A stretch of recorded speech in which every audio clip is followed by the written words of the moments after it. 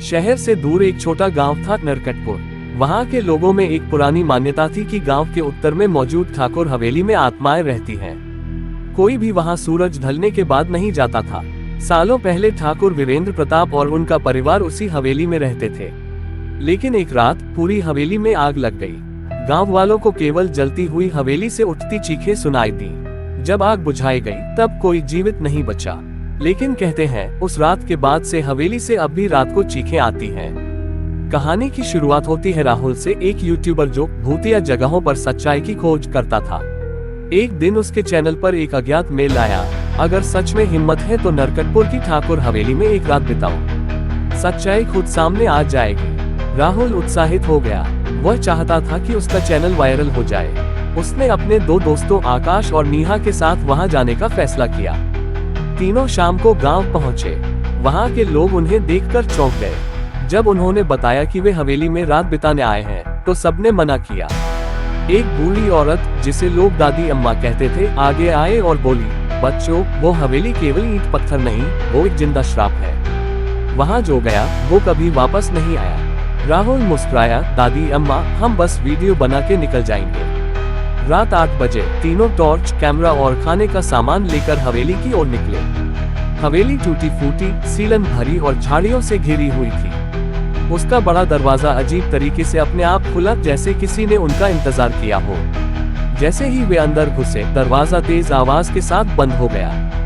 हवेली में सब कुछ वीरान था।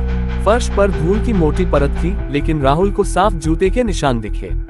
कोई पहले से अंदर है? नेहा ने डरते हुए पूछा।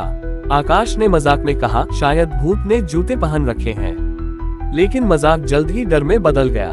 जैसे ही उन्होंने एक कमरा खोला, वहां की दीवारों पर खून से लिखा था, हम अभी यहीं हैं। नेहा डरकर रोने लगी, लेकिन राहुल ने कैमरा चालू रखा। तभी एक ठंडी हवा चली।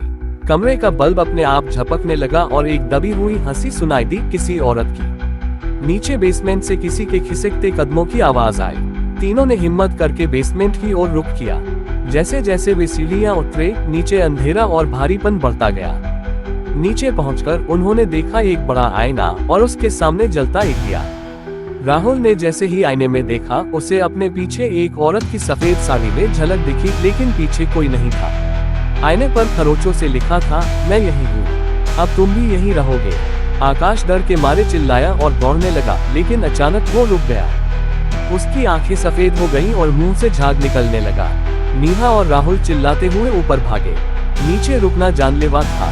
दोनों किसी तरह हवेली के ड्राइंग रूम में पहुंचे, जहां उन्होंने एक पुरानी डायरी पढ़ी देखी। उस पर लिखा था, ठाकुर साहब की डायरी। डायरी से उन्हें पता चला कि ठाकुर वीरेंद्र प्रताप ने तंत्र मंत्र में गहरी दिलचस्पी ले ली थी। उन्होंने अमृतत्व पाने के लिए एक तांत्रिक स्त्री रुद्रकाली की बलि दी थी। मरते समय उसने श्राप दिया, तेरा घर तेरा मकबरा बनेगा, तेरे खून की हर बूंद भटकेगी, और जो भी इस हवेली में आएगा वो मेरी आत्मा को मुक्त करेगा या खुद कैद हो जाएगा। राहुल समझ गया, वे लोग उसी श्राप की कैद में हैं। अचानक नेहा गायब हो गई। राहुल उसे ढूंढने दौड़ा तो उसे हवेली के पुराने पूजा घर से रोने की आवाज आई। वहां नेहा बेहोश पड़ी थी और उसके ऊपर एक सफेद साया झुका था। उस साये के लंबे बाल, गड्ढों जैसी आंखें और मुंह से टपकता खून देखकर राहुल जड़ हो गया। वह औरत बोली, तुमने मुझे बुलाया है, अब मैं नहीं जाऊंगी। राहुल ने कांपती आवाज में पूछा, क्या चाहिए तुम्हें? वो आत्मा बोली, मुक्ति या तुम्हारी आत्मा।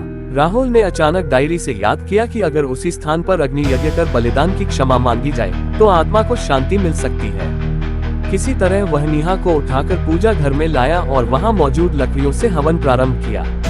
उसने जोर जोर से माफी मांगी और आत्मा से मुक्ति देने की प्रार्थना की। धीरे धीरे हवेली कांपने लगी, चीखों की आवाजें तेज होने लगी और आत्मा ने एक दर्दनाक चीत्कार किया। फिर एकदम शांति हो गई, सब कुछ रुक गया। सुबह की पहली किरण हवेली की टूटी खिड़की से अंदर आई। नेहा होश में थी।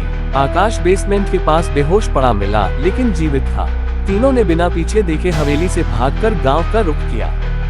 गांव वालों ने हैरानी से देखा, क्योंकि पहली बार कोई उस हवेली से वापस आया था। राहुल ने वो वीडियो कभी अपलोड नहीं किया, लेकिन उसने डायरी गांव के मंदिर में रख दी।